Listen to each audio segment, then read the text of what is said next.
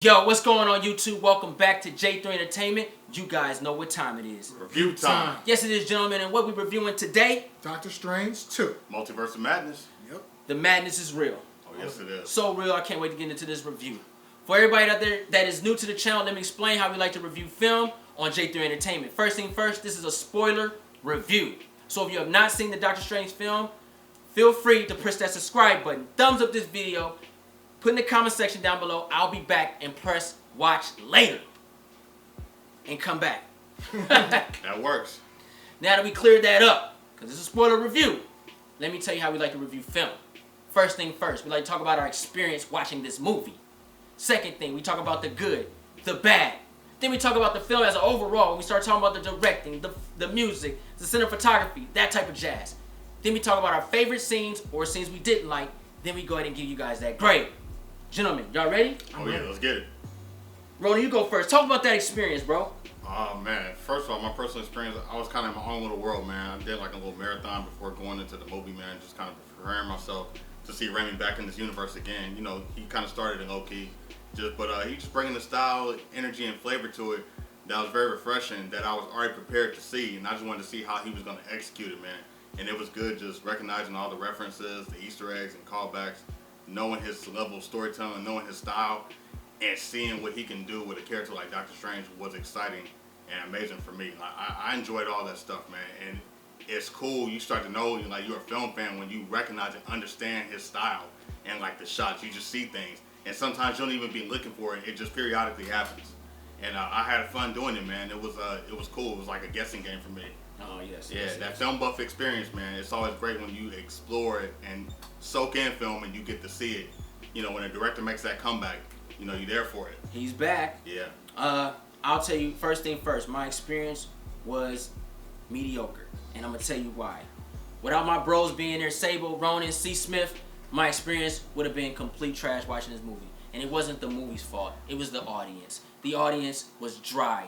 I figured watching the movie early, you're going to get more of the fans. I thought the energy level would have been popping. People, fans of film, fans of Doctor Strange, everybody was there and they were quiet. They didn't cheer. They wasn't exciting. It was a bland, boring experience watching this epic movie. Yeah. Why? Yeah. Why? It was so much greatness going on and people couldn't fathom that what they were seeing was happening. And it was just bland. I mean, they left out like no one was talking.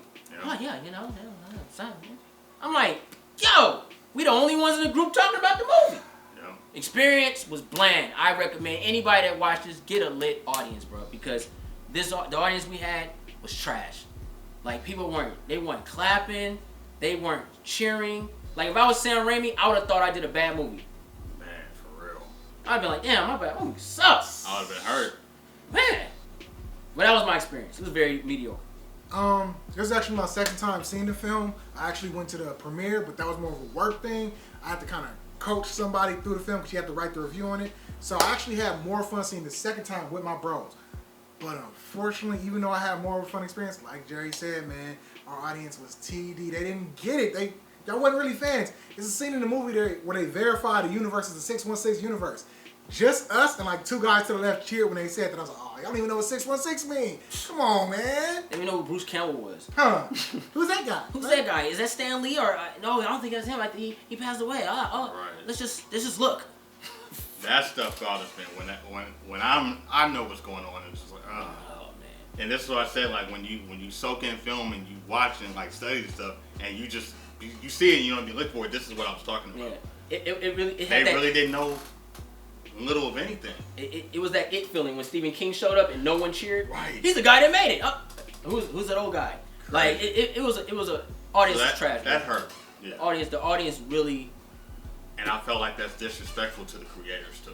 Yeah. Yeah. At least know something. Right. That part. I agree Know 100%. something. 100%. Scarlet Witch showed up and no one clapped. Doctor Strange showed up, no one clapped. It was. Wong showed up, no one clapped. Yep. Bordeaux showed up, no one clapped. Yo. Crazy. Dare I say? Because I ain't hear many people clap when Professor Xavier showed up. No, it was some woos. Some. There's a full audience. I will say this. He's like, who's the guy in the yellow chair? As soon as we saw the yellow chair, the whole theater should have lit up, bro. They even played the like, come on, man. As soon as they said Illuminati, I blew up. I was like, oh. When I saw the Because you know the Illuminati. Yeah. They said Jay-Z? Okay. Right. All right, so let's get into the good, y'all. Okay. What did you like about the film? Oh, man. It's the perfect blend of a horror film and a superhero movie.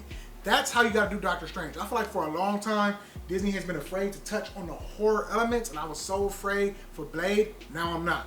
Get people that will push that PG-13 rating to the max like Sam Raimi did. I'm good. I love that about this movie, man. We got actual zombies and demons being resurrected and stuff. Oh my God. MCU Deadeye. Yes. It was dark. Yes, bro. It was dark. That's what we needed, man. I'm happy. I wanted more of that in the first movie. But it's okay if they were just more spiritual, but they went more dark this movie. I don't know if that's because of Scarlet Witch. It worked. I love it. Visuals on point. Sam Raimi knew what he was doing. He respected the lore and showed his passion when he brought it to life more. No excuses from now on. No excuses. They're gonna make some, but you know how I go. For me, a good was basically Sam Raimi's universe. I love the Easter egg hunt. I love knowing film. I love knowing movies. When you watch this movie, he likes to throw in a lot of Easter eggs. He likes to give you a little bit of here, a little bit of there. There was some Spider-Man 1 Easter eggs in there, bruh. You know, you had some Evil Dead hunts. They even had Darkman in there. Yes. They had little things. The score made you remember certain things. There were little trinkets here, trinkets there. The Where's Waldo style of this movie is phenomenal. Loved every bit of it. I love watching movies where it's not where you have to study a film, but you just catch it. Makes you feel good as a viewer. Like, damn, I really pay attention. That's true, man. Bro, when you said that, I just now realized when he was fighting his hand, that was a nod to Evil Dead. Yeah. I'm late. I told you. I'm late.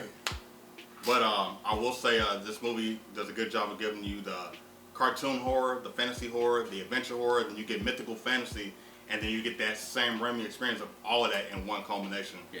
I like that they let him do what he does, and they just say go crazy and wild with it. I just respect that so much, because this movie gets wacky, bizarre, wild, weird, crazy. It's suspenseful. It's got jump scares. Then it's got action. Then you're reminded that it's a comic book movie, but we're in the fantasy realm, and then we're dealing with the multiverse stuff, and this is the kind of stuff that I've been waiting to see since the beginning. Never thought it would happen, but it's crazy that, you know, you can't lose hope when Sam Raimi comes in and says today, I think he's the star of this project. I think he's a big star ball. Most definitely. Yeah. You got any more goods? I'm going to save it when we talk about the scenes, but yeah. Okay. There was a lot to love about this movie. Okay. For me, I gotta say once again, the acting I thought was phenomenal. I love what Elizabeth Olsen brought to the table as her new persona, a Scarlet Witch. Honestly, I want more of this character. She brought this broken hero, man. Like, yo, like she's not bad, but damn, she's effed up. It was the perfect blend, and I never knew Elizabeth Olsen had this in her. And then when Benedict Cumberbatch came in as Doctor Strange, we first Doctor Strange, we got a broken Doctor Strange trying to find his way. This one, it got a reverse. He found his way, and now he's trying to unbreak what he broke. Like, it was a great twist. I'm doing Doctor Strange shit. It's a great twist, right? So I love the way they worked those two personalities, because we all know Wanda was good. She turned bad. Doctor Strange was a douchebag. True. Somewhat, not a bad guy, but he did good. He was like Wanda. It was literally like they were looking at each other in different elements. They were antithesis of one another. Yeah, because he was a great doctor, but he was a douche. True. And he didn't really talk to people. He was an asshole. People didn't like him. And then Wanda kind of went on a darker level with it, but then you kind of saw where they both met each other down that line, where they found peace with one another. That was dope. That was really dope. That is true. I do got one good. Go ahead. Going too deep. These special effects was some of the best special effects I've seen in any Marvel movie. Bro, when they was jumping through all the multiple realities and stuff like that, I was like, oh, Savage man. Land hit me, bro. Yeah, that's what it was. Crazy. Savage Land. That was dope, bro. There's so many nods to the MCU universe. If you read the comics, it's like, oh, you're going to be so pleased, man. I love that. Yeah, that was dope. Man, when they hit the quantum realm, that was pretty dope too. Like, it was crazy. Huh. I like that.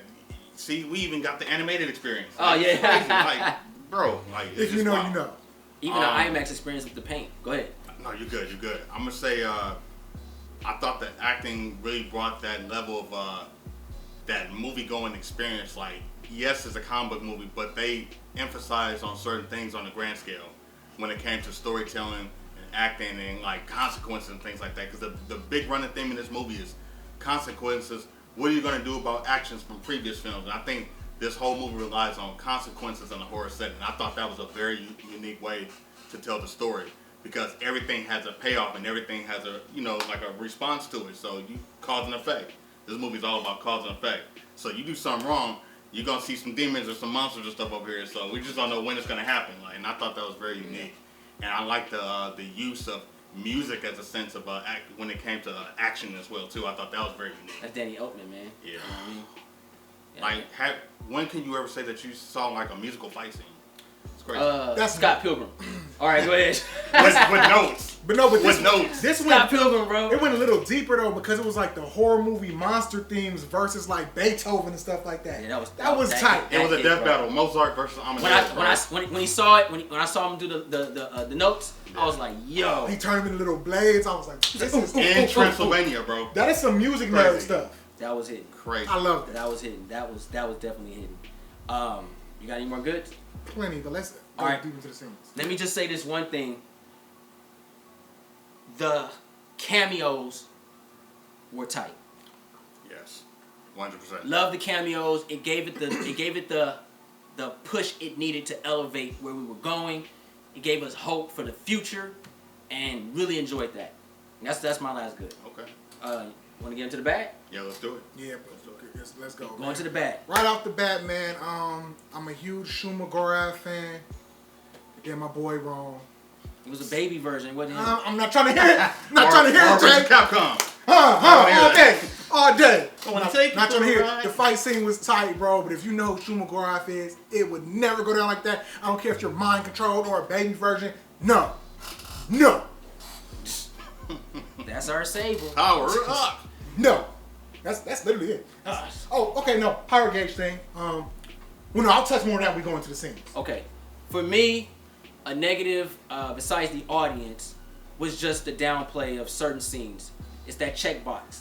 You know, you feel the roller coaster take off. Sam Raimi's universe is hitting, combined with the writing style of Michael Waldron. Hope I said his name right. Waldron. Yeah. And it takes off, but then you feel that check-off list. Oh, we gotta have this. We gotta have that. We gotta have this. And it slows down the pace, because the elements of where we knew we were going was already set in stone. It was already there in the first 15 minutes of the movie, and all you had to do is just show it. But then you slow down the pace to show us certain elements of that check-off list. And I didn't like that part about the movie. I think the strengths of the movie was the horror aspects, and I think it starts to lose steam when we start focusing on unnecessary kind of characters, and they're trying to use the character cameos to set up other movies. And I understand that, because it feels still like a standalone movie, but the first and second acts really had the true strength, because that was the stuff that we came to see, and that was where it felt fresh and grounded, because that was the setup nature of what was going on. And then you get into the typical MCU formula where we have to do the cameos, and so they started dwelling on that. But I felt like the cameos weren't necessarily earned. It was great to see, but I felt like it wasn't time for the cameos to happen at this point in time. I wanted to see more of the mystical arts and stuff and learn more about these villains. And I thought it was great that we were focusing more on Scarlet Witch, but they took away from her, and then we started focusing on the cameos and stuff. Because the problem with that is, again, it was great to see, but we don't know when that stuff is going to take into effect and when that stuff is going to come into play. We don't know if those characters might even get movies or shows. They just showed up. We may see them now, we may never see them again, and that's where I worry. I think we ain't gonna see them again. This was a test, though. They want to see how the audience felt about it. But that's kind of where I'm at. Okay. I get your dislike, but at the same time, this is the epicness of Sam Raimi, because he made sure he did that checklist. Right. But he ended it with Sam Raimi style. They all got obliterated. And that's where I come back home. All right. He vaporized them fools, bro. Yeah. The showdown was nice. They out of there. Sweet. The death scenes in this movie was the most lit superhero comic book death scenes in a PG-13 movie ever, bro. People was getting vaporized and all type of stuff. Like, remember borderline R. Let's talk about this. Okay. All right, any more dislikes? No. So let's go ahead and talk about the film as a whole. Who wants to go first? I'll jump right into it, man. I'm the biggest Doctor Strange fan you ever meet. Got Shumagora tattooed on my hand for nothing, man. They brought the comic book to life, from everything from the cinematography to the score. 100%, man. I didn't think you would be able to show all that dark stuff in a Marvel movie and it still feel like a superhero film. But Sam Raimi proved me wrong. Me and Jay, me and Ronan sitting there and we like, man, is this still PG-13? Like, what's going on? This felt like a straight horror film, but it was done so perfect. Like, they knew exactly where to cut. Like, just like, okay, for example, there's a few gory scenes. You see some blood here and there, but just enough to get away with that PG-13. It's done so tastefully. I know they showed more, but they cut it at just the right aspects, man. Technical editing was on point, 100%. Everything lined up. They weren't overly saturated. The movie wasn't too bright, so it knew like when it's bright, okay, we're gonna do more superhero stuff, and then all of nowhere, the tones would shift to these grays and these solid blacks and these grays and dark grays and light grays and blues and okay, now we're getting some evil stuff, and it's complemented by the reds on Scarlet Witch. Coloring was on point. That's one of my big things I look for in a movie. How was it colored? Yeah, Love it matters.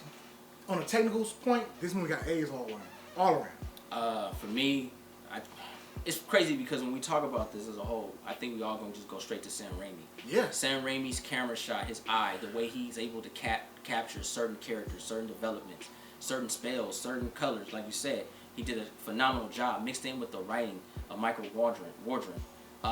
This duo, like I said before, is perfect together. They were able to really capture so much just by one word. And that right there is hard to do because we watch tons of film and people always drop the ball. They fumble when they come to that play because these two individuals, the writing and the directing, never sees eye to eye. Either one is better than the other. But this is like peanut butter and jelly. It just works. For real. I will say that I like the levels of suspense in this movie. Like, I know when something scary is going to happen when he zooms in on the eye. I know when something fun is going to happen when it's a little more colorful. Yeah. And I like that we get that cartoon experience when the weird monsters and demons show up and stuff like that. So it knows when it's going to be fun. It knows when it's going to be lighthearted. So I like the use of lighting and cinematography and certain elements of the story. And I like the combination of Raimi and Danny Elfman too. Because his music told a story as well too. And you got references to his older stuff. I like that he gave us the action portion, and then he gave us the fantasy, and then he gave us the sci-fi. The music got scary at times, but it got fun. So each thing is complementing each other, reminding you it's fun, but it's scary. It's terrifying. It's scary, but it's fun. You know what I'm saying? And then like they got into the jump scare stuff. It's like when certain things got dark and we focused on certain characters, you knew a horror moment was about to happen.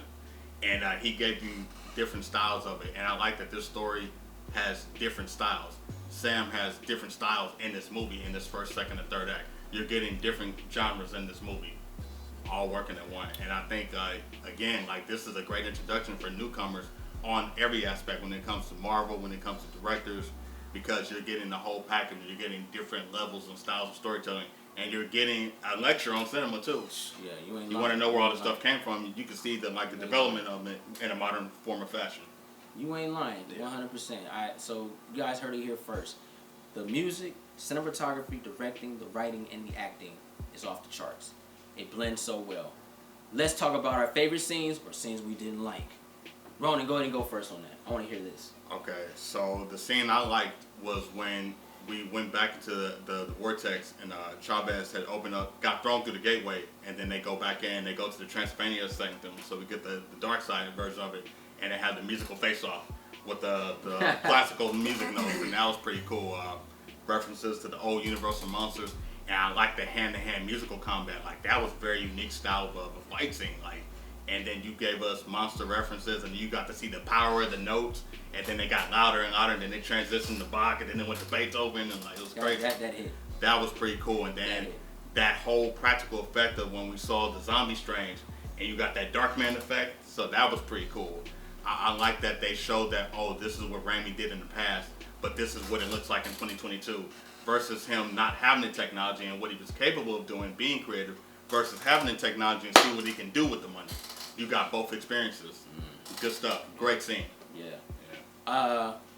Say we want to go? Yo, man, my absolute favorite scene was when he was dream walking into the zombie Doctor Strange, and he used the little demon wraiths or whatever and made a cape out of those. And you see the zombie Doctor Strange fly over the Scarlet Witch. He's making like Rasengans made out of demons and throwing them at him, and they're like clashing. It was like, what? Mind blown. That was dope. That was dope. That's Very one of the clever. coolest scenes I've ever seen in any Marvel movie. Very clever. Fire. It's not my favorite scene, but well, I'll talk about it after I talk about my favorite scene. My favorite scene, honestly, was just watching the Illuminati get rocked.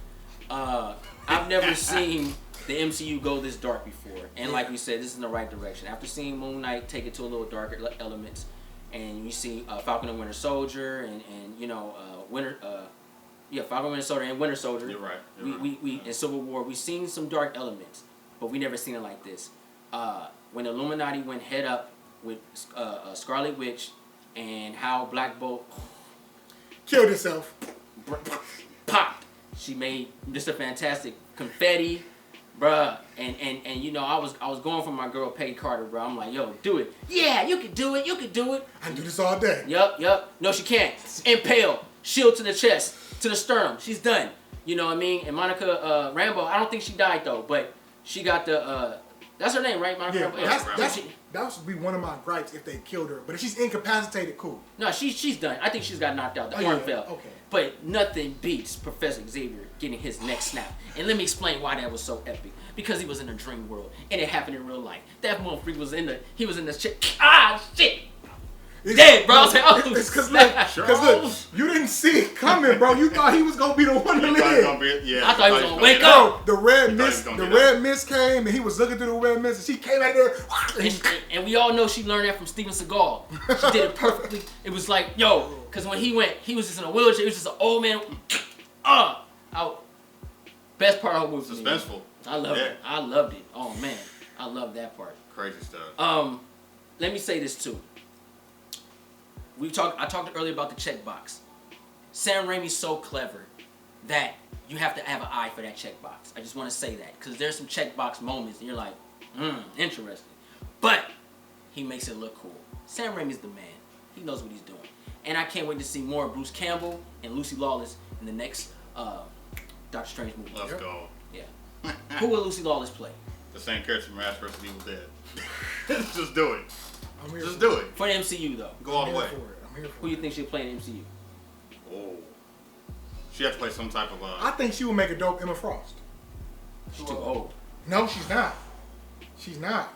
They gonna digitally de-age her a little bit. I don't know if they can do it, but And she's too thick. Emma Frost skinny. It depends on which iteration. I don't know if they can do it because with the multiverse it might work, but it's a Midnight Sun character, Elsa Bloodstone. Okay, I'll take that. Yeah. For that, for what they're Savage saying, talks too much. He always like, ooh, ah. All right, y'all. So Jeff Goldblum. Oh yeah. Good. Made a real bill. He should have showed up in the movie. Anyway, so with that said, y'all heard about our favorite scenes. Y'all got any more? I'm good. I'm with you, man. When she executed the Illuminati, bro, like my first experience in like the premiere watching it, I'm like, oh, she's gonna follow them incapacitated. No, when she started killing, when Black Bolt's stupid self didn't have no mouth and tried to talk anyway, and his voice blew into his brain and the blood came out his nose, his eyes started red, and you see his head get dented, I was like, no, they're doing it. Yeah. Bro, even when Doctor Strange semi got impaled. Powerful.